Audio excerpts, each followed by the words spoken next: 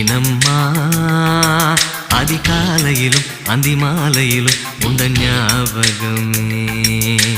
அம்மம்மா முதல் பார்வையிலே சொன்ன வார்த்தையெல்லாம் ஒரு காவியமே.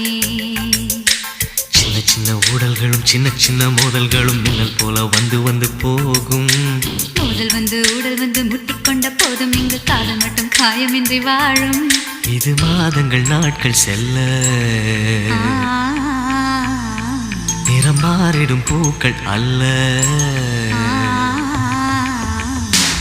மீனம்மா அதிகாலையிலும் அந்தி மாலையிலும் உந்த ஞாபகமே.